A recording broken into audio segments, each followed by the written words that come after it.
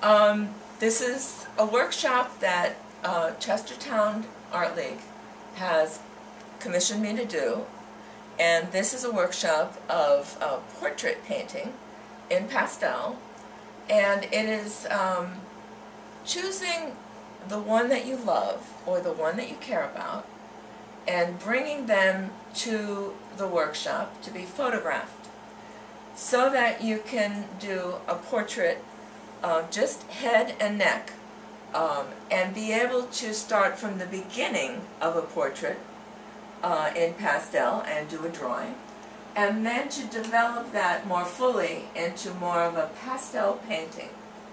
A pastel drawing is more when you draw something, and your example of your piece of yourself is perfect. It is a drawing. That's mine upstairs, don't worry about it.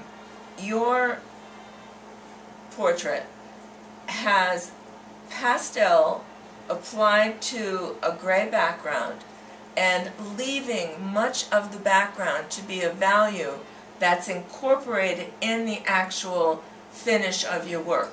So it's more like a pastel drawing, a pastel sketch.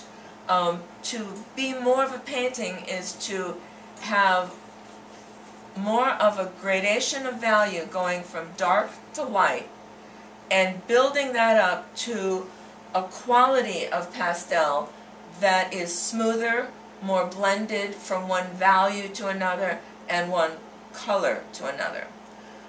So that what we're doing this week is to bring that drawing in on a Canson paper, a very well-known, well-respected archival paper, on the smooth side, not on the rough, so that we can build it up more. To use your new pastels, the hardest set of pastels, sharpened down to a point, to be able to estimate and evaluate what you're seeing at the beginning of your studying your visual reference, which will be a photograph in this case. We can't have everybody have their model here separately, so we're doing this photographically so that you have a photographic reference, but you are never ever told that this is the only way to do a portrait. That this is when you do not have the model available to you for an extended period of time, because it is an extended period of time you are working on a portrait. It is not a sketch, it is something that you're building up and you are continuously studying with every step of your drawing what you're seeing in that person, in that photographic reference you have.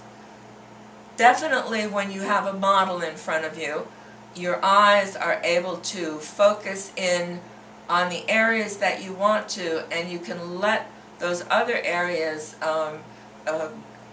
go away and be out of focus and be soft-edged, and your eyes are doing more for you than a camera would. You also can see color better with your own eyes than through a camera's eyes. In a camera, you're getting very hard edges, you're getting very flat rendition of your portrait, but you also are getting color that's either warm or cool. But your eyes can see warm and cool within every important aspect of your portrait's features.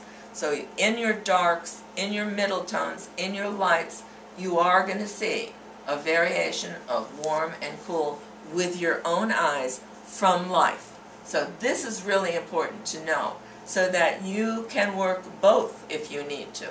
Have a model sitting for you, but take the photograph in the exact position you are seated, looking at the model in the exact eye level and the exact lighting situation, so that you can then have that photograph to look at when the model is not there, but bring them back again to look at the skin tone that you have.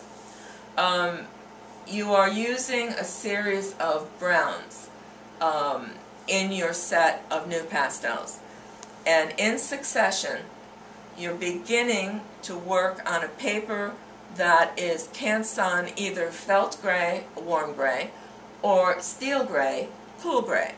It gives you the option of working on either a warm or a cool middle tone. This is a big advantage. You're going to learn more by repeatedly working on the same value and color of that surface and the same surface. Then you are only working with your drawing, your comparison of angles and plumb lines, and you're working with getting structure into your drawing, which is very important at the beginning. And doing still life repeatedly will help you with your portraits immensely. So I would strongly advise doing that.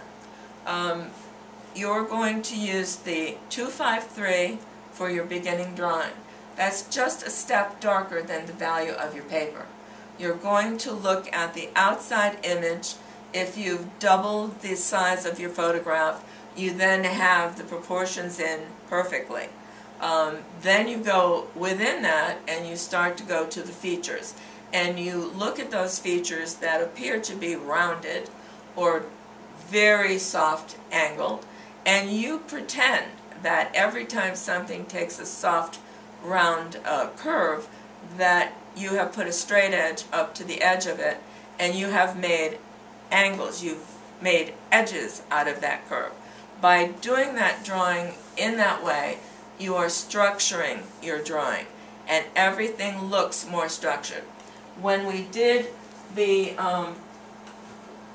little demonstration of individual features, we drew in that way, and we drew in very angular and very structured at the very beginning, so that we could get a good sense of dimension in your drawing. And then we went to a darker value pastel to draw over that. But it doesn't mean just copying over the lines that what you're saying to yourself is, I saw it this way right at the beginning and that's the way it is. It's not. That is not the way. You are not definite then. No one can be that definite about what they've seen and what they're evaluating. You're continuously comparing your lines, your shapes, your values to other shapes, values, lines on your drawing. So this takes time, and this is exercising the right side of your brain continuously. And it gets you more sharp, and you are able to look at something and study deeper than ever before. This is deeper than doing a landscape. It's deeper than doing a still life right now. You're looking for a likeness. You're looking for that exact likeness of that person. You're looking to capture the life in that person and to get the soul and capture something more than just a drawing. So your heart has to be in this as well. Besides the accuracy of drawing structurally and starting to bring in your values, you are also exercising what it is you feel about what you see. So this makes your piece different than someone else's. This makes the artist in you come out. And each one is going to have a style. Each person that draws is going to have a different way they put down a line. Each person is going to, just like your handwriting, you're going to be individual, the way you put things down. But in the same respect, I'm looking to have everyone use this same system in order to have a structured system of drawing and painting, so that you are going to learn the most that you can out of each step that you're taking to stop